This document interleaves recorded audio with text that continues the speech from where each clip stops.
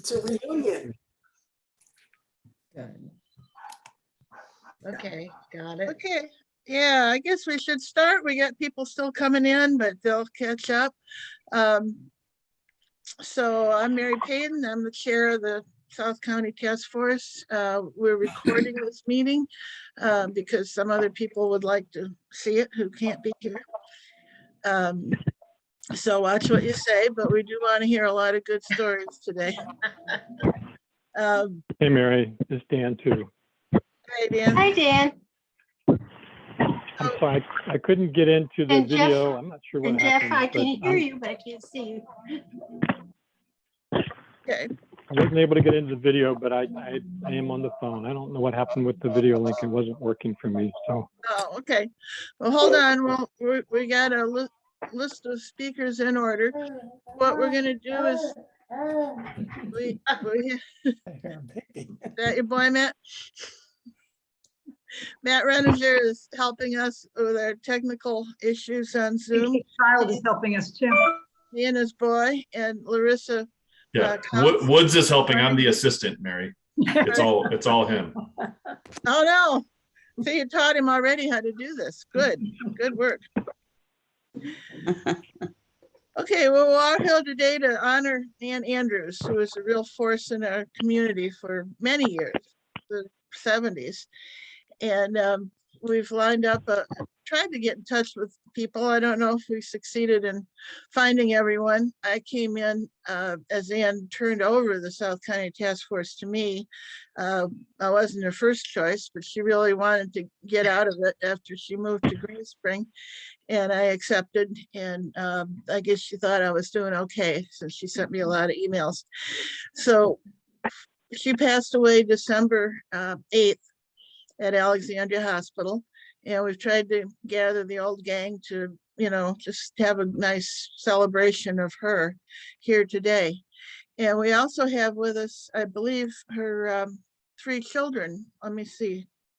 Could you speak up? More. We've got Pete.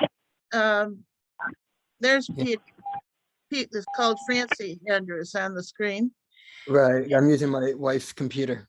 Okay, great. And Pete lives in Fairfax. And Right. we've got Andrew? Walter. Walter. Yeah, Okay, Walter. I'm at an airport, so I'm going to be on mute, but I'm listening on my phone. Okay. And do we have Brown on a phone? No, She may was, be listening in. I know she's listening in. okay. So we want to welcome all of you, and I'm kind of thinking you might hear some stories you didn't know before. I don't know if Dan told you everything she did here, but now you know. And they will also have a family service for Ann in June, and they'll tell about that later. And have invited everyone, and I hope you all look at Ann's obituary in the Post. I sent you all the link to it in our invitation to come here today. So let's start. We've got 2 people at least here who are slipping out of other meetings to be with us. So we're going to start with them. So our chairman of the Board of Supervisors, Jeff McKay, is the first. I see Jeff. He was the chair of the Lee District before he became chair of the board. And as that position, he had many interactions with Ann's advocacy. So Jeff, tell us what you remember about Ann. Well, thank you first, Mary. Thanks for arranging this, and it's good, to see so many friends on this who really were touched by Ann like I was, and it's really, Ann would say it's a team effort, and boy, do we have an A team here today to honor her. When I read the obituary for Ann, I thought I knew all the things she was involved in, but I realized that I really only was scratching the surface of the things that she was involved in. I mean, what a remarkable contribution she made to everyone in Fairfax County, but particularly people in South County. And in her 69 years living in the county, I had an opportunity to work with her over a lot of those years, going back to obviously her work on the Route 1 Task Force, now the South County Task Force, but also on the healthcare planning task force, Southeast Health Planning Task Force. That for those of you who might remember, that was the task force that's main job was to save Mount Vernon Hospital from closing. And I think it's clear by all accounts that was successful. But Ann chaired that group, and that was really the first time I got to know her really well. And for folks who remember a lot of our history in South County, I'll never forget looking around the room, and across from me was Warren Sykens and Herb Harris and Joe Gartland and Gerry Hyland, all people who were not shy. But I got to tell you, Ann was in charge of all of them. And you know, the way in which she ran a meeting, the way in which she got her passion on the table was something I'll never forget. I dare say she strengthened me a tremendous amount, because you had to be tough to deal with Ann, and she made sure that she was tough with you in a very good way. You know, and I wrote down some of the things that I think of when I think of Ann's personality as being, you know, tenacious, forceful, determined, aggressive, passionate, compassionate, spirited, and I would say, I dare say, downright pushy, in a really good way. In a really good way. You know, normally you say someone's pushy, it's not seen as a very positive thing, but in Ann's case, it was absolutely positive, because if she weren't pushy, she wouldn't have had all the success that she had, and she would not have demanded results and services for the most vulnerable people in our community. And looking through all the things that she was involved in, we all know how many lives that she touched with her single life, how many lives that she touched, and how permanent some of the programs are that are in place today that she advocated for, that are improving the lives of people as we are sitting here today in this tribute video. And also got a chance to work with Ann a little bit as she moved on into Green Spring Village. And, you know, some folks, when they move on at that stage, you might think would slow down. Not Ann. She got to Green Spring and was known by everyone there in a very, very short period of time, and continued her advocacy. And so, you know, I didn't want to miss this opportunity, and I apologize for having to leave early. I'm really glad this is being recorded, because I can't wait to hear what some of my other friends on this have to say about her, and some stories that they have to say about her. But I didn't want to miss this opportunity really to talk about her as what I called her, which was the heart of the highway. And, you know, we really needed that. And she was our leader in so many ways. But I really also wanted to really thank her, as I did routinely when I talked to her. But, you know, I really want to thank her on behalf of all the people, thousands of people who never met Ann Andrews, never knew her name, but benefit and their families have benefited from the services that we have in place along the Route 1 corridor and in southeastern Fairfax County. Those are the folks that Ann cared the most about. She didn't want attention. She didn't want fame. She just wanted to improve their lives. And if they knew that all they had to do was thank Ann Andrews, they all would be lined up to do that. But I know that's not what she wanted. But she has changed the lives of so many people, and changed the attitudes of so many people about human services, taking care of our vulnerable people, and how essential that is, not only to our community, but to our local county government as well. And so to Ann's family, she, you know, will never be forgotten in Fairfax County, and the great works that she did live on every day in the programming and opportunities that our residents have, frankly, single-handedly because of the work she did. And so on behalf of all of them, I thank you for sharing her with our community in Fairfax County, and can tell you without a doubt, she will never be forgotten, and her spirit will continue to live on. And, you know, one day, I believe in the afterlife. One day when I come back in the afterlife, I just want to be able to be as pushy as Ann was, because then you know you can get things done. But in all seriousness, love you, Ann. Love all of you who joined us today, and thank you for all the work that you did with her and continue to do for Fairfax County. Thank you. Thank you, Jeff. Thank you so much for coming and saying those words about Ann. I don't know if you and Dan are in the same meeting, but Dan's also snuck out of something. So we'll let him talk next.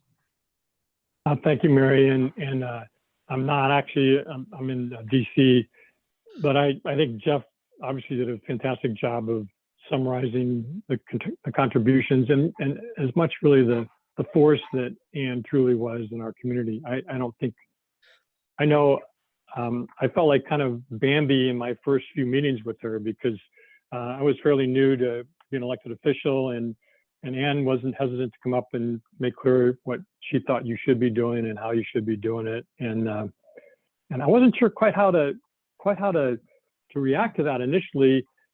But as you spend time with her, the heart just so overwhelms all the intensity that you feel from her, that you know that the two together is what made her such a force truly in our community. I know that I know one of her probably most important things to her, at least as I knew her, I'm sure her family probably has these other things, but as I knew her, her most important thing was clearly the Route 1 task force, and not only the South County task force. That, I mean, and I want to personally thank you, Mary, because I think the way you said it is probably true, but I think more importantly is that you absolutely have helped to continue that legacy. Now, you don't back down. She didn't back down. You are a fierce advocate. She was a fierce advocate, and the heart is clearly there for all to see and understand. And that, to me, to be able to continue that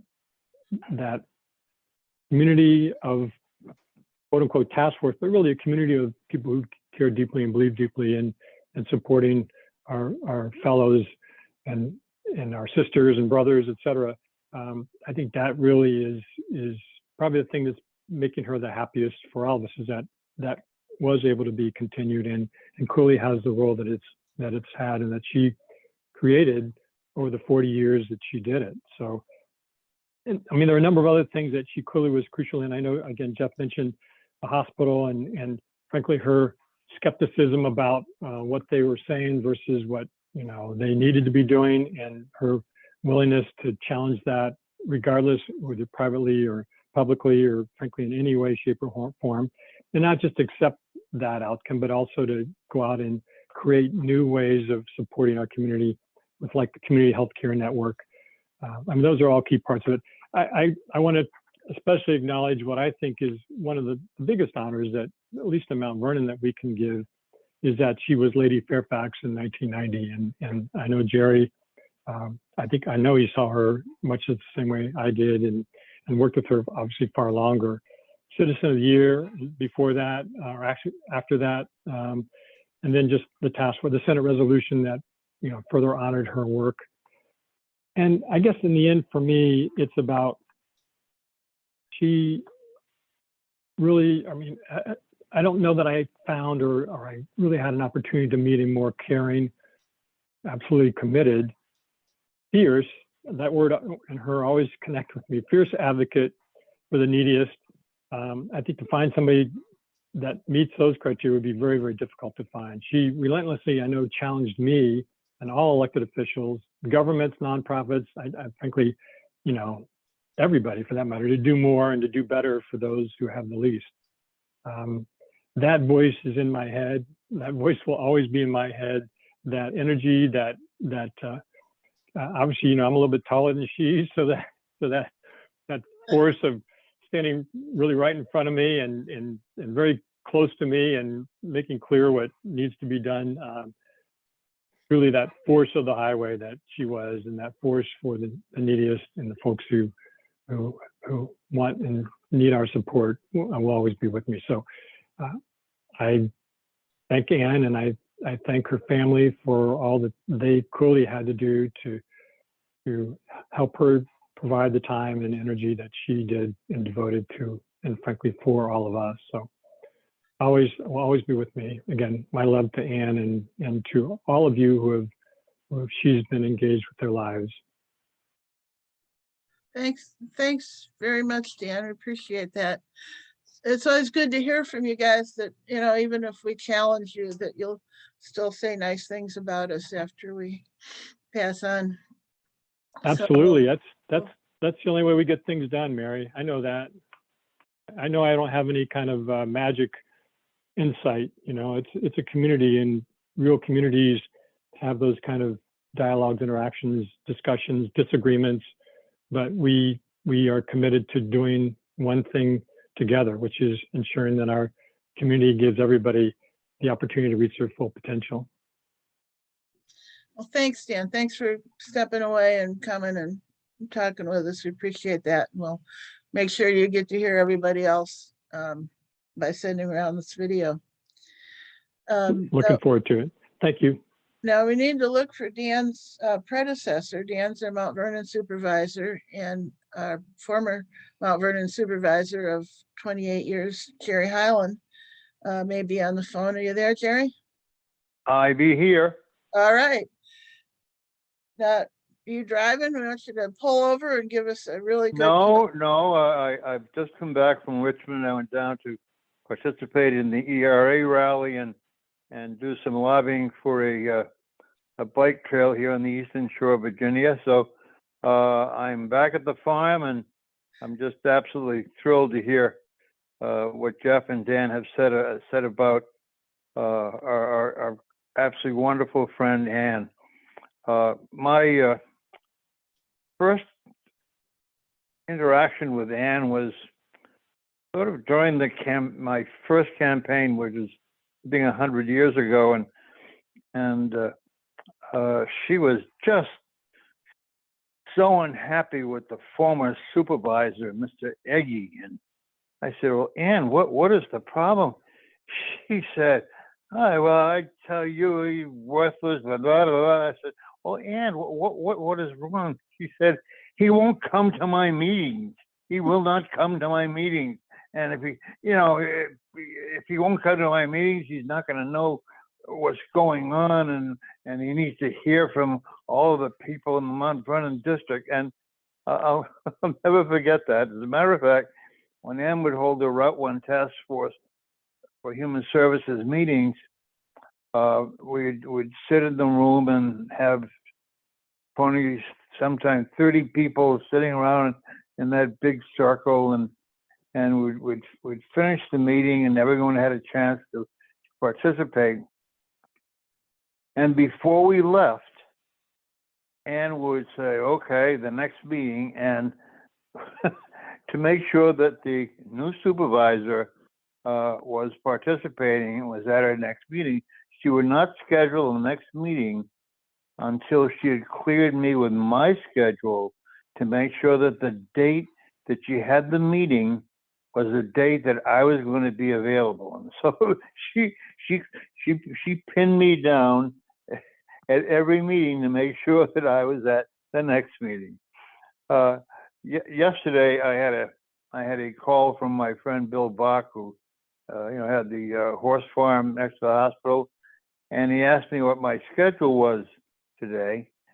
And I said, "Well, Bill, it's going to be an interesting day because I've got to get on for the ERA rally in Richmond, do a little bit of lobbying, then back to the farm."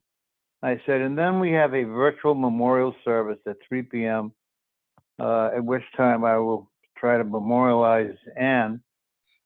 And he said, "Well, I didn't know her." I said, "Well, you really miss a person. She was an amazing, brusque, loving New Yorker who wore her heart on her sleeve and cared about all persons, particularly those in need. She truly had a lot of moxie, and frankly, made a lot of people a little bit unhappy with her dogged approach to help others." And he said, "What do you mean she had a lot of moxie?" I said, "Well, Bill, you know what moxie is, don't you?" He said, "No." He said, I don't know what that is." I said, "Well, man, you haven't lived if you haven't had moxie."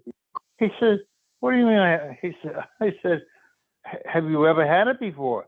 He said, no. Well, for those of you on the phone, I don't know how many of you have ever drank the stuff, but when I was a kid, I had a wonderful grandmother who was bedridden for 18 years, and she loved this stuff called Moxie. And it's like a soft drink that you've never had before, because it tastes like a bitter medicine. I mean, it is absolutely awful tasting. I mean, you got to have courage to drink it. And I was the only kid in the family who would drink this stuff, and I would go up and sit with my grandmother for hours on the third floor of a tenement in Worcester, Mass. And we would sit there and we would drink Moxie. Well, for those of you who really don't know what Moxie means, it means you've got guts. It means that you have courage. It means that you have verve. It means that you're a person who can do just about anything. And that is how I think of Anne as I recall the years 28 years that I knew and worked with Anne. She was one of the most remarkable people that I have ever met in my entire life. She did wear her heart on her sleeve, but she looked around in our community and said, we have persons here who have personal needs, human services needs. We have mental health issues. We have so many issues in our community, and always for people who had less, people who had needs that she didn't have. And she looked around and said, we have to do something for these people. And a lot of people that we meet in life care, but how many people really do something about the caring? And Anne, with her life, did something about the human services needs of the people in our community.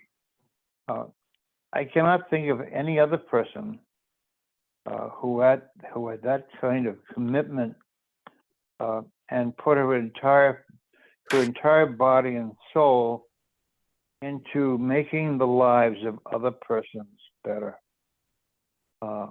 And her life is an example for all other persons who want to be able to make a difference in this life with their life, and she did. And I loved her so much. But she was a force. Anne didn't stand, she wasn't too tall, but at times kind of felt like got in her way, she was going to be like a bulldozer and just push you over, because nothing slowed her down and nothing stopped her. And I look back on my few years of being your supervisor, I put Anne right at the top of people who cared so much and made such a difference. That's our friend, Anne. Gerry, thanks so much. That was really lovely. Anne was a force. She was the force in the task force, I think. Oh, Lord. Okay, can you hang around and listen to the other? Yep, okay. Okay. I'd be happy to. That's great. Paul Krizak, our delegate, couldn't be here because there's some stuff going on in Richmond right now, but he sent some comments by video. Matt, do you have that lined up?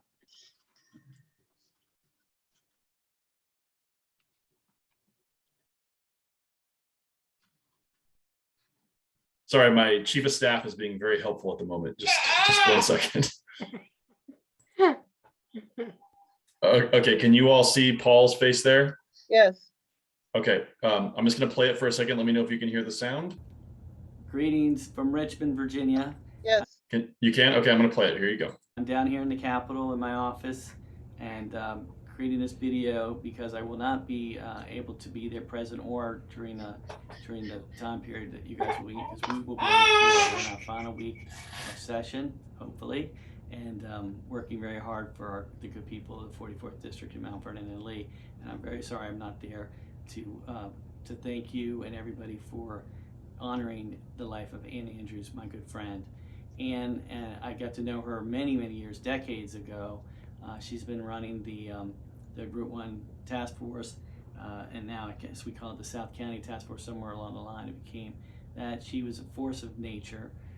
She cared about those in need more than anybody I've ever met.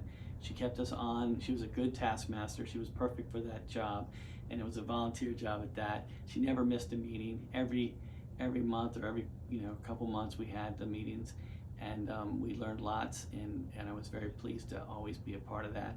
And I think one of the reasons I got into public service was attending those meetings and listening to Ann and her passion. So I'm sorry I can't be there. Thank you very much, and my best to everybody. Thank you for honoring Ann Andrews, a wonderful woman. Okay, that's great from Paul. Okay, and our next speaker, all the way from Las Vegas, Nevada, is another former force of nature on the corridor, who was the development director at UCM for mayors, and worked with Ann on many of these projects. So we're looking for some good stories from Sharon Kelso. Sharon, are you there? I saw you. There you are. Oh, you're muted. You're on mute. Well, who did that? I undid it. Okay, well, I just want to say I was the executive director of UCM when I left. And I've been gone for 18 years now. But one person that I will never forget is Ann Andrews. And the first time I met her, I was scared to death. And I really wondered what she was all about. And I wondered if she was as tough as she sounded with that kind of Brooklynese, New York accent. She sounded like something out of The Godfather. And as I got to know her, though, what I realized is that she was truly the godmother of Route 1. And all the years that we spent working together were, I wouldn't say they were all fun, but they were all productive, and they all had a beginning and an end, and sometimes quite a long middle. But Ann was like a pit bull. When she got hold of something, she wouldn't let it go until it was resolved to the satisfaction of all the people who were involved in that issue. And I think one of the most important things that she did was to work with the community to get the mental health center over near the hospital there in the Route 1 area, because everybody had to go a long distance to receive any kind of mental health services. The other thing is that she worked with my predecessor, Eleanor, to get a human services office on Route 1. And the way that they did that was to first open it in UCM and have some staff come over and be there in our storage closet for a couple of days a week, so that people could sign up for food stamps and get other things that they needed without having to get on a bus and go all the way to Fairfax from Route 1. So Ann was not only about the big picture, but she also felt that the minutia was just as important, because you can have something for everyone, but if they can't get to it, then they might as well not have it. And those were the kinds of things that she fought very hard for all along. And I just would close by saying I was lucky, a lucky person, that she grabbed my hand the minute I was in a position to be useful to her and took me on the adventure of my lifetime. And I just hope that heaven is as perfect as we've all been told it is, because if it's not, when Anne gets there, she will get them all in shape for sure. So it was good to see all of you and to think about the person who, although she called herself a convener, which absolved her from any leadership responsibility, we all know who was leading us down the path. And I would just say that along the way, some of us got some bangs and some bruises, but they were all for the good. And I would just suggest that everybody who has bruises that they share with Anne raise their hand. Thank you all. Great. Thank you, Sharon. Hope you can hang around too, because Oh, sure. we'll may have some interaction later if we can. Okay, one of Ann's big issues was the homelessness on the corridor back in the 70s. There was nothing provided for people who were homeless, except some of the churches got involved in trying to help people. And Pam Mitchell is here, who was the director of New Hope Housing. She recently retired. And she was actually New Hope, I think, as I understand it, kind of came out of the South County Task Force from brainstorming and, well, let's do it. And now is one of the major service organizations in the county and maybe in the region. I don't know. It's got a lot of places. Pam, tell us what you know about Ann. Okay, thank you. And thank you, Mary, for putting this together. And I'm so glad to have Ann's family on the line to hear some of the stories that you may not know about your mom. When I became the executive director of New Hope in 1990, Eleanor Kennedy was still very much involved. And Eleanor was a big storyteller, and she loved to tell the story of the founding of New Hope Housing, which at that point was called Route 1 Corridor Housing, and the opening of Monlock House. And Eleanor was very proud of her own personal role in that creation of that first shelter, but she never took the full credit. She always talked about Ann and the Route 1 Task Force and how we wouldn't have a shelter if it hadn't been for the Route 1 Task Force and Ann Andrews. Now, Ann did the same thing. She said it was all because of Eleanor, but they were quite the dynamic duo. We had the Southern Steel Magnolia, and then we had the New Yorker, and they made a good balanced team, and they were unstoppable. People like to talk about how it takes a village to do things, and it does, and I agree with that, and Eleanor and Ann certainly felt that.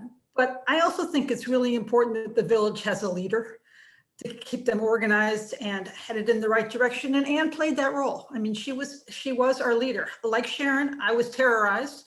I never wanted to have Ann hang me out there to dry, but so I tried to do the right things. But Eleanor made it very clear to me that I needed to be at the Route 1 Task Force meetings.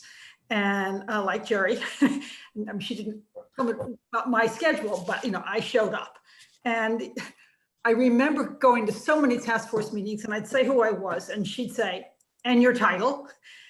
She made sure that everybody had to say their title. And so you got to the habit of doing that, even if it wasn't your habit, because you didn't want to be called out by Ann. And that was just one of the little things Ann called you out about, but it was. She was a well-known speaker and advocate, as Gerry and Dan and Jeff have said. I remember she and Louise Cleveland were always like the first people to sign up to testify on the budget. They were make sure that the Route 1 folks, the South County folks' needs were heard loud and clear. And people have talked about her style. I mean, her style was unique. Not everybody could carry it off. Mary Paden is doing a good job of carrying on the Ann style, but you just didn't say no to Ann. And part of it was because she was just relentless, but it was also because she was right. And you knew she was not into it for glory and any of that. She was into it because she cared about the people who lived in our community. And she got all the rest of us to be in that same state. Lots of people have talked about her accomplishments and the obituary talks about them and all that, and I haven't heard anybody talk about her hospitality. And I would describe her as the queen of hospitality. Gerry didn't say this, but if I recall correctly, Gerry and Pat Harrison and Verdi used to go to Ann's house before the task force meetings and sort of be lectured by Ann about what was supposed to happen at the meeting and what their positions were supposed to be, et cetera, et cetera. You are so right. Oh God. She was a great hostess. She was just fascinating. And she kept that hostess stuff going even when she moved to Greenspring. I had many dinners over at Greenspring thanks to her, and she would want to know what's going on in the corridor and how she could stay involved. And of course, since she was running Greenspring in her own way by the time she got there. So people have talked about how unique Ann is, and she is, and will always be remembered that way. But she was a gift to us. I mean, that's all I can say is that she was a gift. She made significant contributions to our community and to people she never knew, who are still today benefiting from what Ann Andrews fought for, whether it's the hospital or the mental health center or the shelters, and other housing kinds of activities. And Mount Vernon Lee, South County area is a much better place because of Ann Andrews. I want to thank Ann's family for loaning her to us during those years, because I know how hard it is to be a mom and have a family and give them both attention. She gave us a lot of attention, and I think our job at the moment is to keep her legacy alive with the same stubbornness, the same commitment, the same passion. That's what she would have wanted, and I think we can do it. So let's remember Ann and all her wonderful things. Thank you. Thanks, Pam. That was really great. Beautiful. Thank you. Let's see, we've got Pat Harrison. Is she here? Pat? Yes, I'm sorry. Oh, I was trying to get my mute button all unmuted. right. Pat was the director of the housing, the Health, Housing, Human Services Department at Fairfax County. That's a deputy executive position. And tell us how Ann drew you into the world of Route 1 Task Force.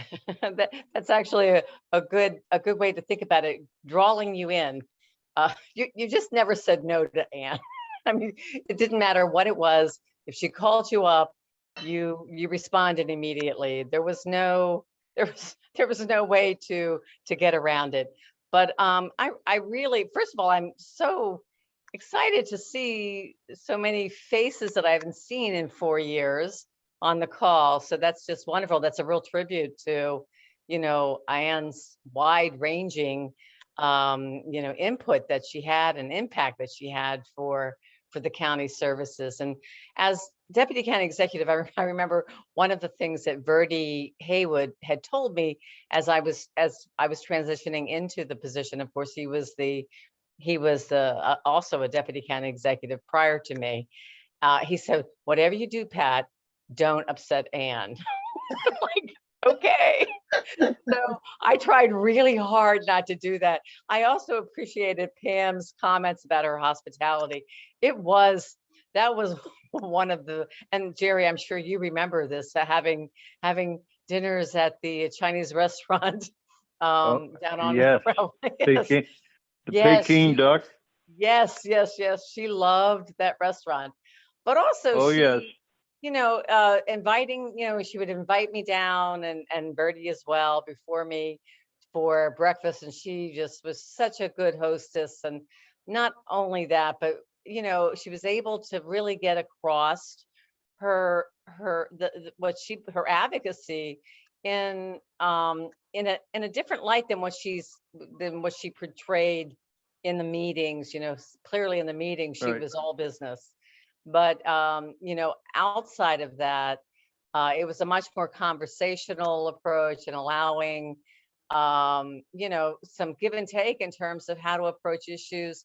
And I saw that Rosalind was on the call at one point here. And, during my tenure, we had significant issues that we had to address that were very impactful for the Richmond Highway corridor. And, whether it was the economic downturn, the homelessness, the foreclosures that were happening rapidly, the all of the Affordable Care Act and how that was going to look. I mean, it was just on it. It was like one issue after the whole CSB troubles that we had. I mean, it was just one issue after another that we were having to deal with that was impactful for or could have been even more impactful for the Route 1 corridor. But Anne was able to really pull together and all of the advocacy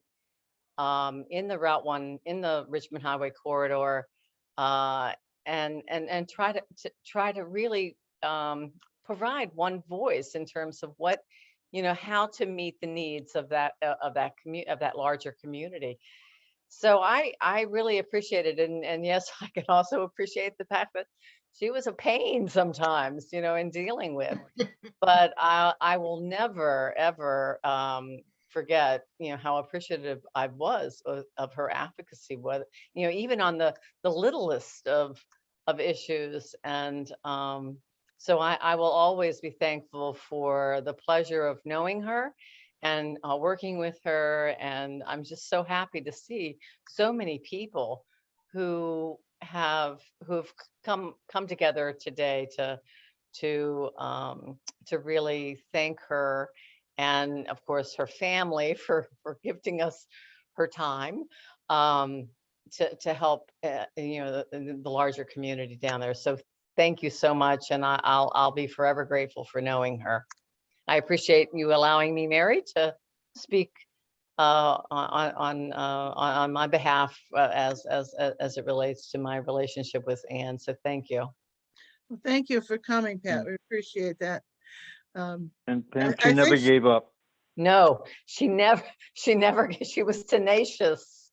She never gave up. And Gerry, I appreciated your comment about, how she would call, if you remember, she would call and hound us about giving her a date on when we could both be in attendance, because that was just so important to get the news from directly from us, but also to have the freedom to put out there what it was that we needed in order to support the positions of the Richmond Highway corridor and the people that they serve down there. So yeah, it was great.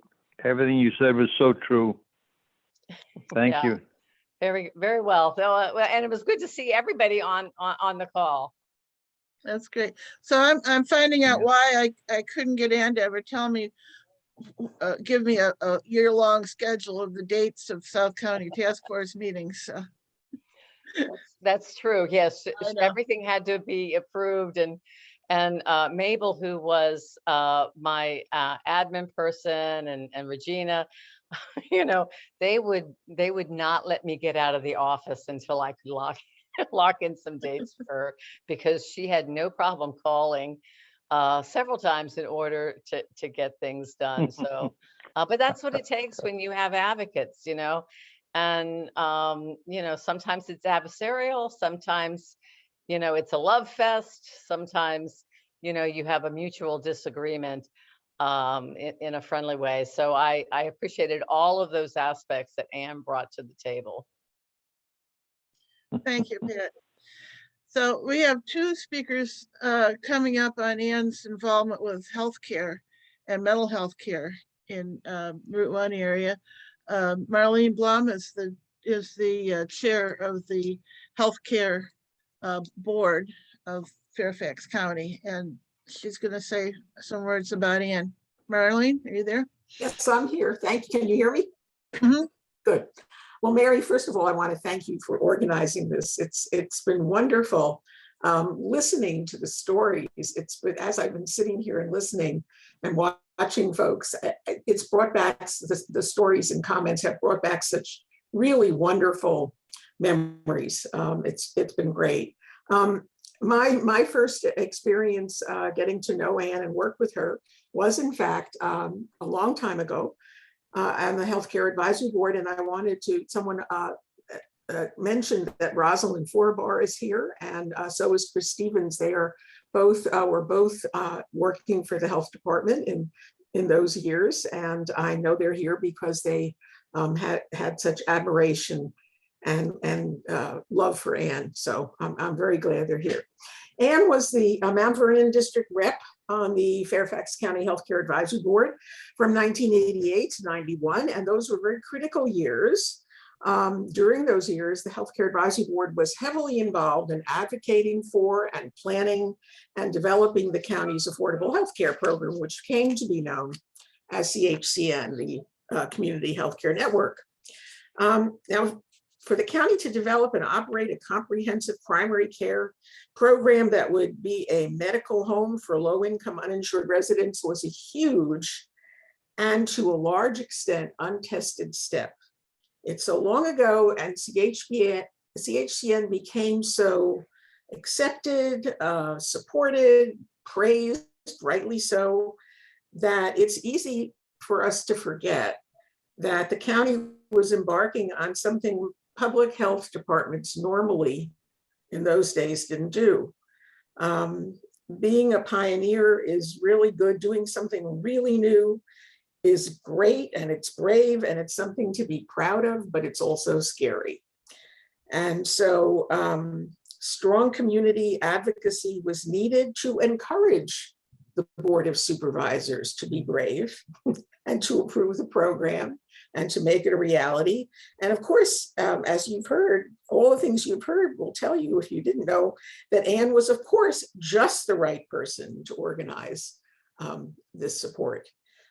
She knew that the need in Mount Vernon was huge. She was determined that one of the first two CHCN centers would be in Mount Vernon, and she was right. It was open there, and she and the Route 1 task force were the driving force behind the success of that campaign.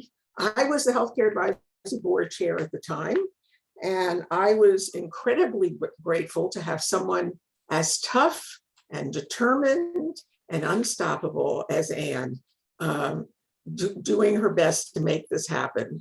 When you're pushy, it's really good to have other pushy people working with you. It was wonderful. And when she left the Healthcare Advisory Board, I was very sorry.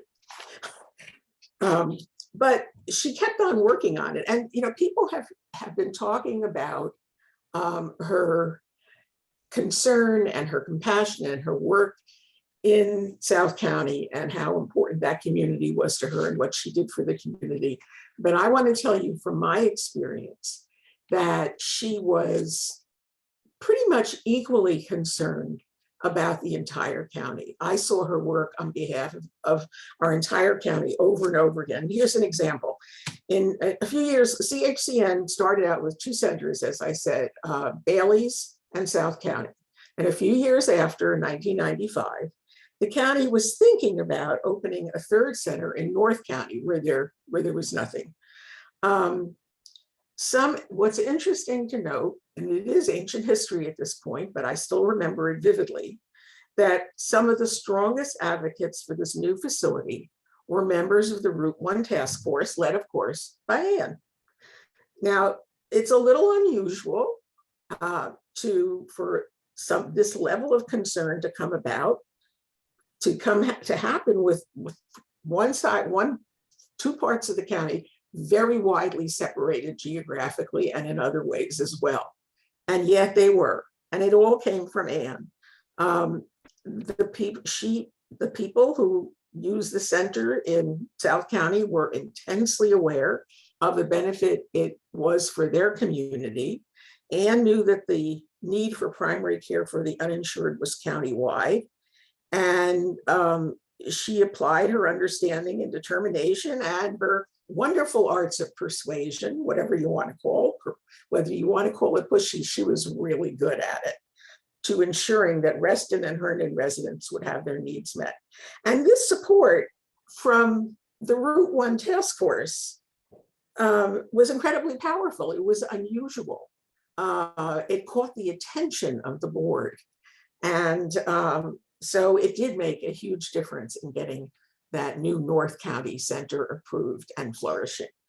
So Anne, as I said, I missed her on the Healthcare Advisory Board, but I got to work with her over the years because she stuck with, as she always did, she stuck with issues. She never gave up. She kept an eye on the Community Healthcare Network and especially the South County Center by serving on the Community Advisory Committee, which advised CHCN and county staff, by volunteering at South County, where she helped individuals and families with enrollment.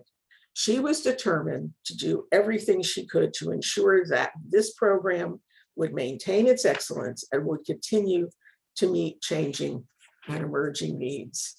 And it was an honor and a pleasure to work with Anne and to know her and to have her for a friend.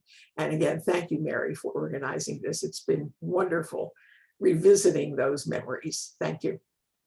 Thanks, Marlene. I bet you two pushing stuff together was pretty effective. Yes, it was fun. Okay, we have Larry Sutton also on the line, I think. And Larry is the co-president of the Gartland Center Citizen Advisory Council. And I think Anne started that group up again after a while. I'm not sure of the history, but Larry, tell us about it. Thank you. Can you hear me? Yes. Thank you.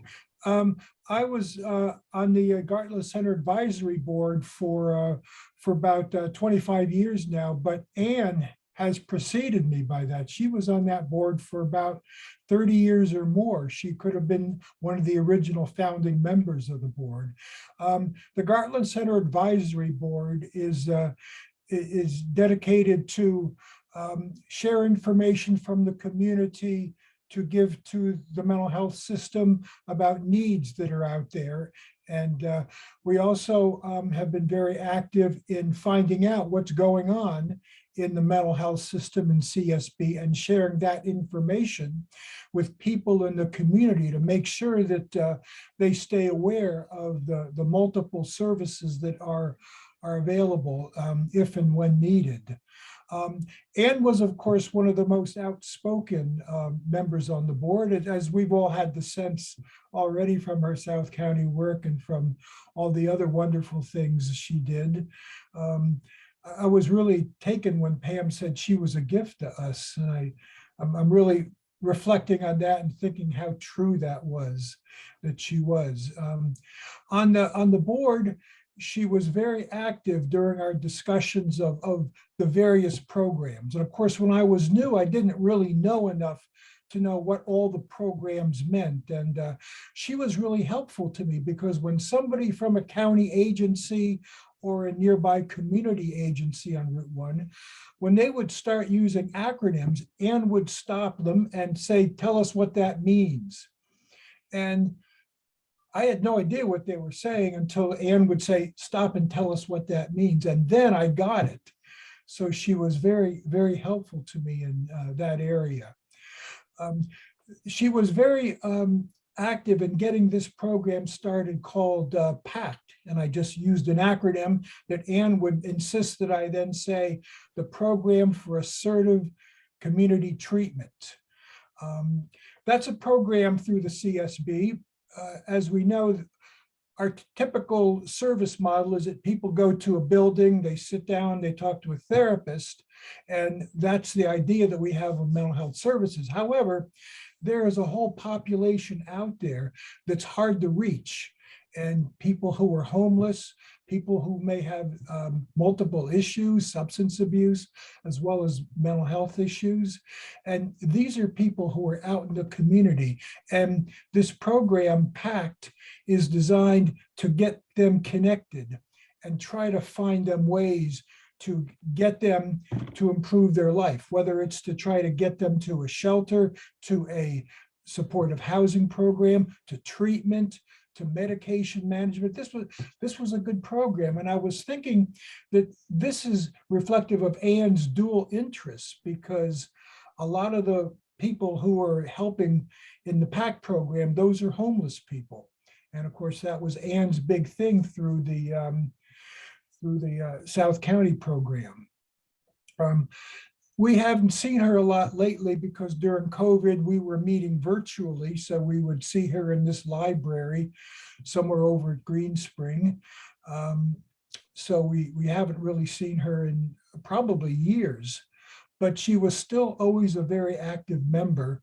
And I like the fact that, and I hadn't thought about this till it was mentioned by Pam, that is, she wanted us to all go together to testify in front of the Board of Supervisors for budget information.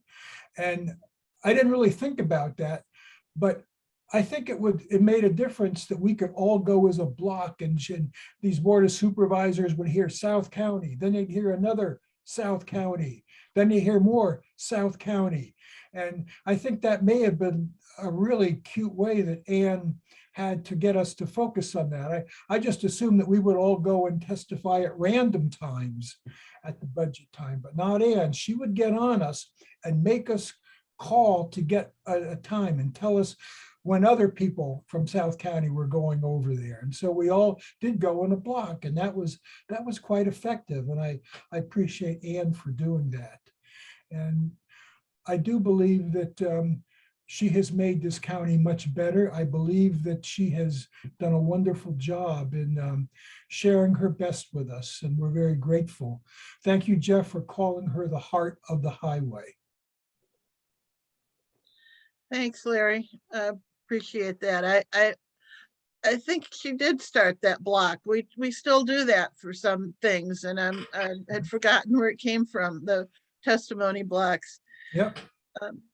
So I'm gonna, it's 4 o'clock. I know some people have to leave. One in particular is her son, Peter. And I just wanted to give him an opportunity to say anything he wanted or respond before he left. And then we have 2, for anyone who has to leave, thank you for coming. And for anyone who can hang around, we want to open the mic. We have 2 things we wanted to read that were sent in by people. And we wanted to give other people a chance to say things from the floor. So Peter, are you still there? You want to? I'm right here. Okay. Here. Do you want to respond or say anything before you go? Sure. Just to let you know, I don't have to go now. Oh, okay. Plans changed, so I can stay longer. But while I'm on the call right now, first of all the tributes were beautiful. Thank you. Second of all, your mom had a big impact on a lot of people, had a big influence on a lot of people, and she helped a lot of people. We've heard a lot of these stories. And I have to tell you, I'm very proud of her, of all of her accomplishments. And I'm very, very grateful to have wonderful parents. And we miss both of them greatly. And a little bit about the memorial service before we forget. It's on June 18. June 18 is actually the date my father died. We're having it on the exact same date. And the service will be at Hunters Crossing Conference Center, Green Spring, where Mom lived. And the address is 7430 Spring Village Drive, Springfield, Virginia, 22150. And it'll be on Saturday, June 18 from 3 to 5 o'clock. We will have an open mic period during the service. If you wish to say something, you're welcome to. Okay. And then we'll have like, like snacks and goodies, afterwards for people who mingle and chat. So I hope you all will attend. And we thank you very much for holding a meeting today in her memory. Okay, great. Thanks, Peter. Well, we'll continue. If anybody needs to leave, or if anybody wanted to say something quickly and they have to leave. Now, also, by the way, can Walter, do you want to say anything?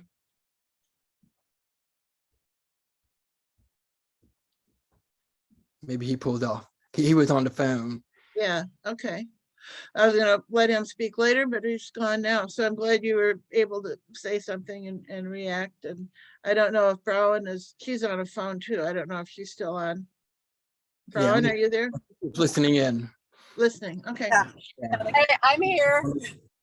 I'm sorry, I'm driving okay. right now from Texas to Kansas. So really appreciate this. I love hearing these stories about my mom. I love the description that she was a force. she was a force for good and a force for so many great things. And I don't want to talk too long because I am driving, but thank you for doing this and for all that you all are doing to continue work in Fairfax County and in Virginia. Thanks, Brian. Okay, we have two, if anybody else wants to speak and has to leave quickly, let's see, who can see the view? Just speak up. I can't see all the view of everybody right now and all this hand raising stuff, but just speak up.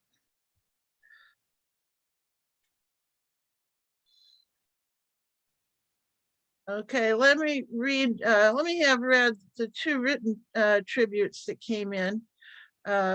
Larissa, are you on board still? Yes, I am here and happy to read them. Okay, great.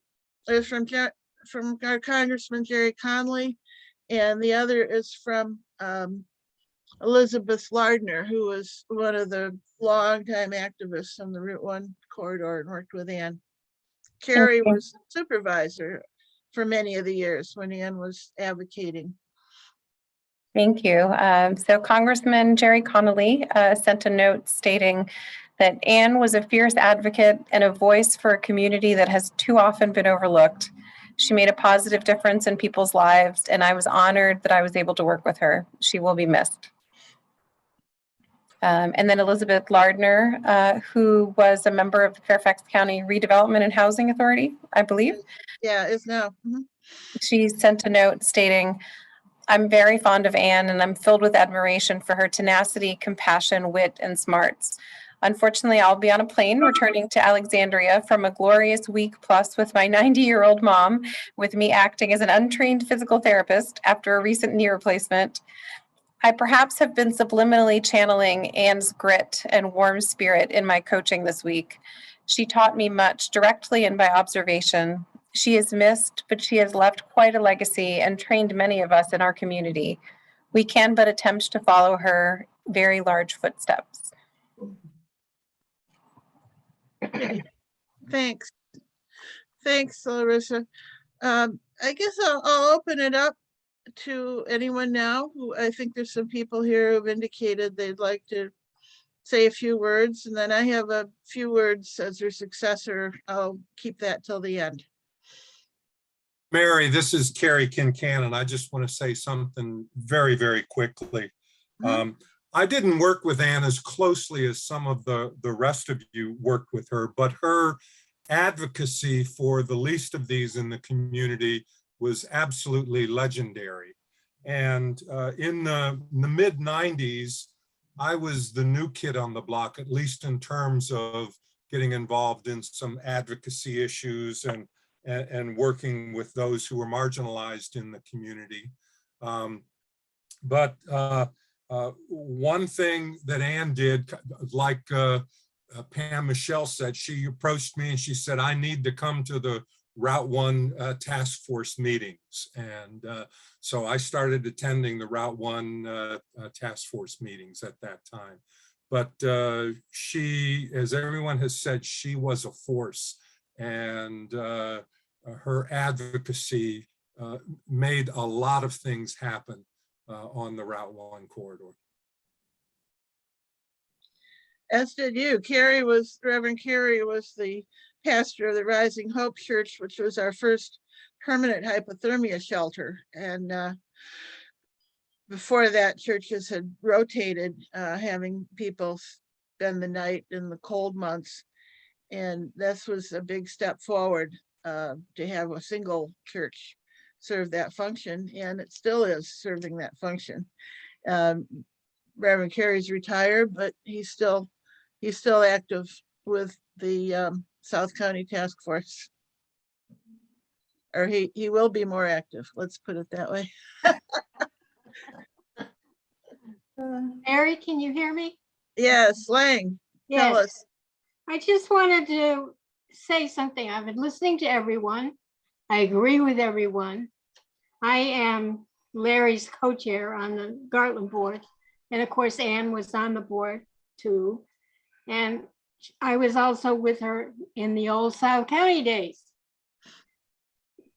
But I think one of the things I've heard today, I want to put an umbrella on the whole thing, is that she was a mentor to every single person here today and every person who met her. A good-hearted mentor. And I don't know what we would have done without her. There's nothing that any of us could have accomplished if it hadn't been for Ann. That's all I have to say. Thanks, Ann. Thank you, Lang. Yes, I think that's true. I'll jump in with after Lang has finished. It might be fitting. Is that okay, Mary? Yes. So I'm Bob McMurdo. I'm a service director. I'm a social worker. I'm a longtime Fairfax County employee, and I'm a part of the Gartland Center as a service director. So I met Ann about 12 years ago. You know, a lot of the same things have already been said, but I'll go through them, and I have a little personal story as well. She was always willing to go to bat for others. A very strong, unrelenting advocate for all of those in this section of the county. If there was a need, she was on it. And she was a force to be reckoned with, you know, from her powerful compassion. And I mean, it's just amazing that she did all this as a volunteer. She kind of, I kind of think of her, the way she talked was the way I might snap my fingers, you know, like it was happening. If she had it and she was on it, it was happening, and it was true. So there was always something that she had to snap her fingers to. That's sort of how I saw her, as her mode of communicating was more how I might snap my fingers. So when I was here, after a number of years, I got promoted. She brought me this orchid. I still have it on my windowsill, and I'll always remember that. And then about 3 or 4 years after I knew Ann, my in-laws decided that they needed to relocate and live in this area, and they wanted to live in Green Spring or assisted living. Immediately brought it up to Ann. Immediately, she had us all to dinner. It was lobster night. It was great. We were all at Green Springs. She told the man how to spoon the lobster, how much to spoon, where to put it. It was all in our best interest. Make it a bigger scoop. He's a big guy, so that's how it went. And my family did relocate to the area. They're in one of the sister properties in Ashby Pond, which is more out in Ashburn. So we've always remembered that. So she's somebody I'll miss. She's somebody that the citizens of this area will miss, and they may not even have known her. So I'm grateful having our paths cross, and I'll definitely miss her. I know it was great.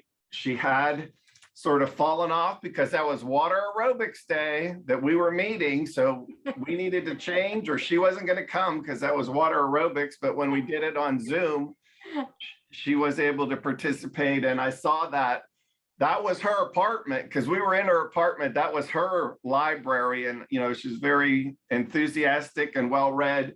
She had a way of making you feel special. I was like, oh, she brought me this orchid, and it's in a teapot. And then we went to her apartment. She had 100 of them. She had teapots and orchids everywhere, but I didn't know that. Mine made me feel special. So thanks for listening. Thanks, Bob. Thanks, Bob. Who else? Chris Rosenthal.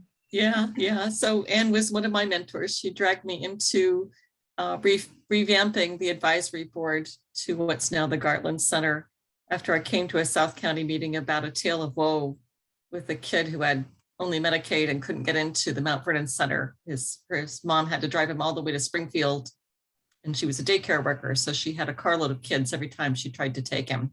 And I was outraged and took that to the Route 1 task force, where, Gerry, you decided that we needed more child therapists, and you put out a proposal for contract therapists. And I think some of that still exists. So she showed me that we could work with the county. We could get things to happen, which was just an essential message for me. I also had the pleasure of having lunch with her monthly for about 8 years, I think. And my friend Bonnie Brandt and Chris Stevens and I would go with her and Ava Molnar, and we called it taking the grandmothers to lunch, because there was all of this ritual that had to go with it. And I was laughing at the stories about how precise things had to be, because her tea had to be just so, and the water had to have lots of ice in it. And she was very much into what she ate every time. And I think that intensity of life is part of what we really will miss about her, and her openness to meeting people. She had stories about traveling. She loved to travel, and meeting a waiter who was from another country and inviting him to her house. I mean, anytime that she met somebody she thought needed care or was interesting, she was willing to scoop them into her life. And that open-heartedness is just it's a miracle. It's a wonderful thing. Thank you. Great. Chris, tell what you're doing now, advocacy-wise. I've been working on the Kennedy Shelter with Pam and people from Vic and a number of other folks, and that's kind of waiting for the county to get its feet going with the plans, and then we'll be back in action. But I'm working a lot with the Faith Alliance for Climate Solutions, and I'm always looking for more volunteers for that. They're the one group in the county I can see that is really looking at all of the county operations and saying, are they keeping their promises from their environmental plans? And the answer is not really. And I don't think it's from lack of will. I think bureaucracy is so huge. So it needs monitoring, and it needs pressure and encouragement and all the things Anne would have pushed for. So I hope to channel her a bit more. That's great. Maybe a little bit softer, because it's just not my personality to be openly pushy. But yeah, it's a fantastic organization. And you're an amazing advocate too. I think all of the people who've hung out with Anne have also gone on to do other things that that's multiply her outlook and her skills. That's right. She had a lot more children than the ones she raised. Yes. A lot more offspring. Let's see. I think I saw some other old timers here. I see Louise Cleveland and her husband there. You want to say anything, Louise? Louise can't hear too well, but she can. Oh, you're on mute if you're saying anything. I'll turn on your mic. Louder. Turn your mic on.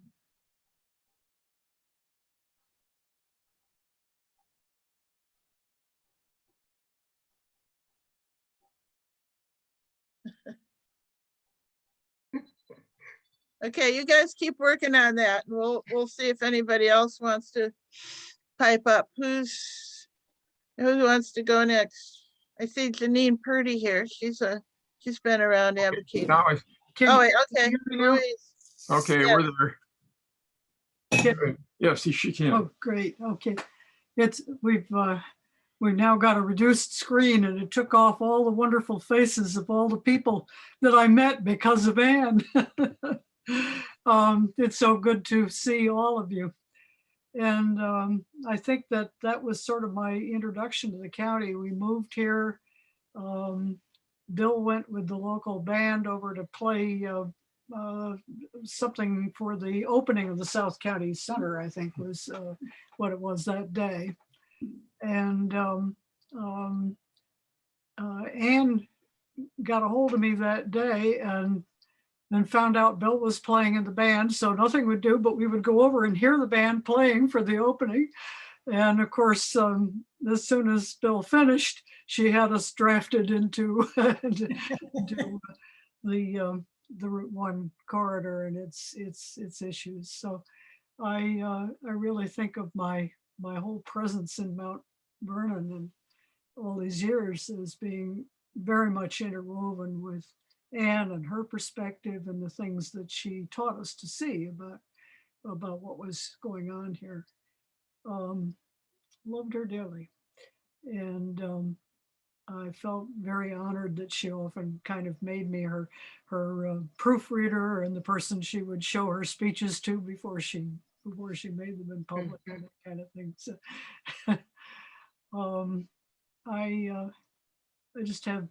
I have so many memories of Ann that I don't know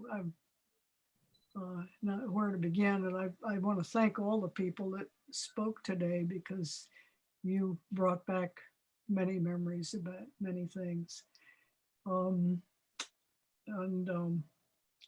I don't know, Bill, did you want to say anything? Or do you? Well, it's mostly the ways that dealt with it, but I got our house to eat a couple of times, of course, because everybody did. And then I remember driving them out to the testimony in Fairfax building out in Fairfax County, so that they could do all the testimony together. Yeah, Bill would drive and Ann would put together the number of people that would fit in the car that would go for the testimony. So it was those were always very happy and interesting days when we got a chance to go and speak. I don't know if Gerry Hyland is still on the line here at all, but if so, I'd love to give a shout out to Gerry, because he's also very intertwined with our sense of having a supervisor who did know what was important and what was going on, and did something about it more often than not. Agree. Hey, I appreciated him. he's still here. I hope he's listening. I see Lois Passman's name here. Lois, you're one of the old cronies of Route 1. Do you want to say anything?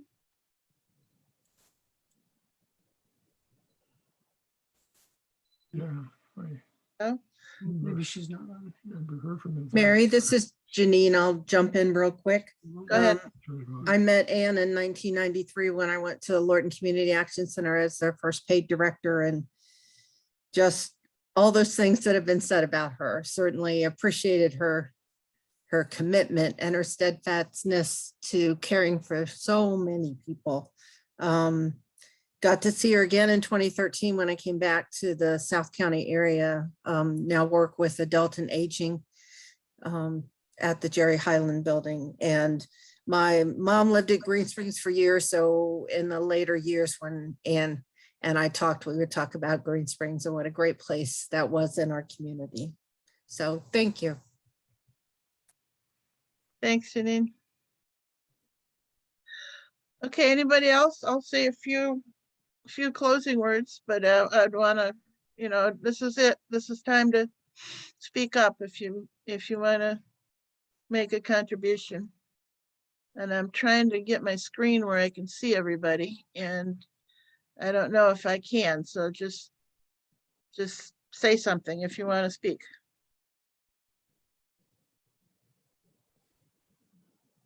Okay, well, I'm going to tell you a little bit of how I knew Ann. I knew her when I was investigating homelessness in Route 1 corridor. I was writing an article for The Voice, turned into a 4-part series, and I came across Ann, of course, in that context, and I interviewed her and got to know her and started going to the South County Task Force meetings. And she, let me see, I'm getting up my notes here. Yeah, so she turned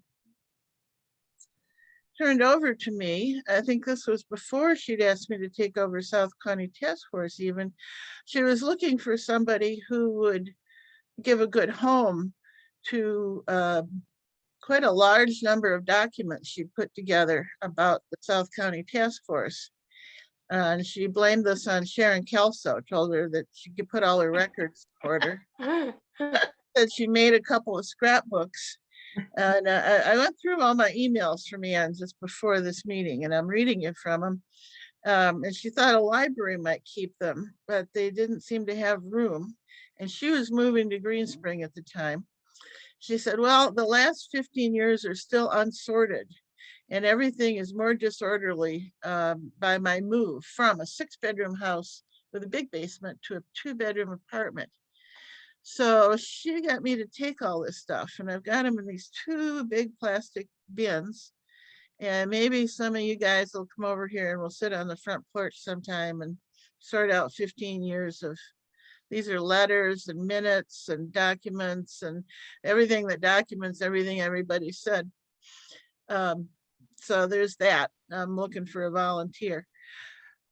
She also, she invited me to take over the South County Task Force because she had done it for 40 years and that was enough, and she was moving. And we had a lot of, I agreed, and we had a lot of discussions about the goals and the reasons for the task force, as I had decided we needed some bylaws and that we needed to have some little more bench of people of leadership and do a little bit more of a orderly stuff and membership and all that. And she was never into that at all. She said she thought all that was a waste of time with organizational requirements, that it was not worth anybody's while to get bogged down in minutes and treasurer's reports and all that. I wasn't anxious to, but I thought, you know, I thought everybody else does it. And so she went along with it. She let, you know, she was a little bit, yeah, but you know, she's like, okay, you're doing everything else right, so you do that. And she talked to, as we were doing this and stating the purpose and the mission of the South County Task Force, I communicated her with a lot. She said, this is a group that connects everybody. We prevented overlaps, led to programs for what was missing, and kept everybody informed about what their peers were doing. One of the offshoots was New Hope Housing. She was very proud of that. She said many years it was a partnership with Gerry, and then Pat began coming and wanting to use us as a sounding board for programs. And she thought we were worthwhile, and we went on, we had state legislatures and interacting, and elected county officials like Jerry Conley. And these people would come, and there would be more of a, you know, kind of give and take and communication, I think, which was really, sounds great. That was kind of over by the time I came along. The county had all these boards and commissions and different things that they relied on. I think they have about 70 of them, and they really weren't something. The people in office at that time were not real interested in sitting around and brainstorming with a bunch of residents, nonprofit people. So we've had to change our tactics a little bit, but I love the model that she put out there. She said, I think our past success has been a result of not having rigid structure and agenda. So I was free to advocate in the task force name based on our discussions without having to worry about Robert's rules, approved minutes, and strictures on individual attendees. It was certainly important that I was independent, not a county employee or an NGO employee, and therefore could speak freely on county issues. That was in 2016. That was when she retired. And I have another email where I pointed out that she made her retirement from the South County Task Force, made it into the Mount Vernon Voice as one of the major events of 2016. So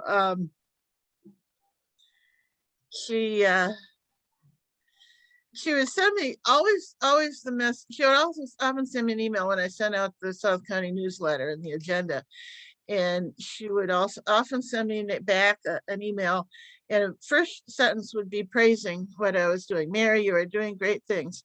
And then would come a sentence that, I just noticed, however, that you don't have an update on the old Mount Vernon High School on the agenda. Or here's one, when we put out the guide to healthcare on Route 1.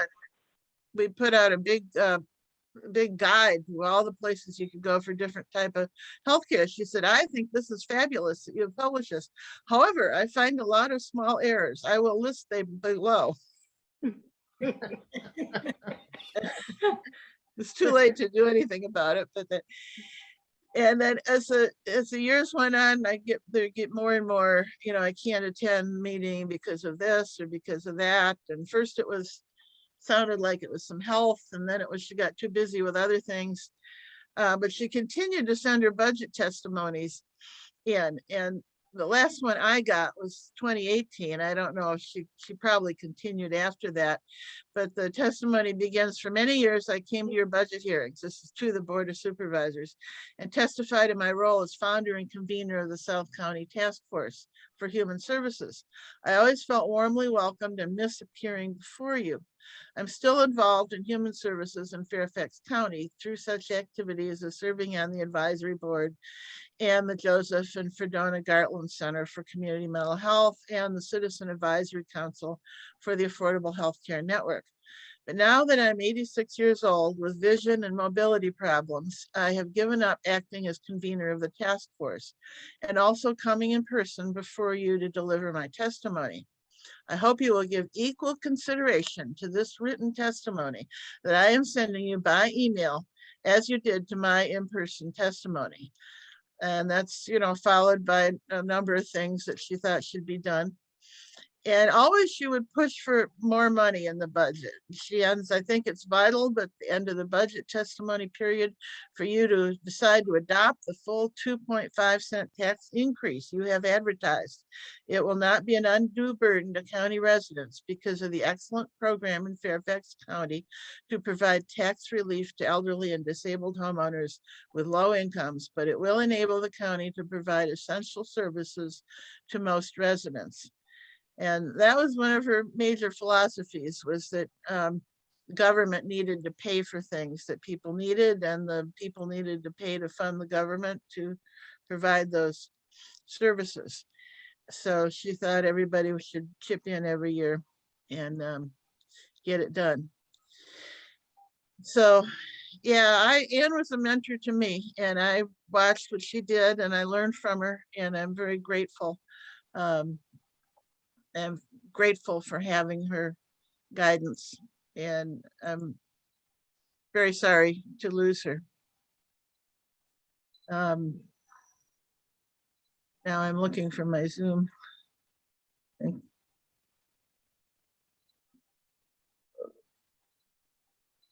Oh dear, I lost my picture. Can you guys hear me? Yes, we can. Oh, okay. Good job, Mary. Yes, beautiful. Okay. Well, thank you, everybody. This was just great. It turned out lovely. Thank you, Mary. Yeah. Thank you. Great. Yeah. Thank you. Great job, Mary. What a wonderful gathering. Yes, See it you all. was. Many thanks. Terrific. Thank you, Mary. Thank you so Very much. inspiring. And I just want to thank you, Mary, for including me. I've been gone for 18 years, but it feels like just yesterday. We still miss you, Sharon. You've never been forgotten, Sharon. Yeah, Thank Absolutely. you. Well, I've never forgotten any of you either. Sometimes I wake up in the middle of the night remembering things that I didn't do that I should have done. Oh dear. I'm glad I'm far enough away that I can't act on it. There's nothing like an old You're lady wondering why coming not in you and did them, saying, huh? oh, by the way, you forgot to do this or you forgot to do that. Ann and I both worked on the basis of the 3 Ps, persistence, patience, when that fails, pushy. I love that. We put it Terrific. together. You can thank Terrific. Ann and me for that one. And use it however it will help. I like that a lot. That's Thank you, great. Sharon. Good to see everybody. Good to see you all. yes, great. Terrific, terrific.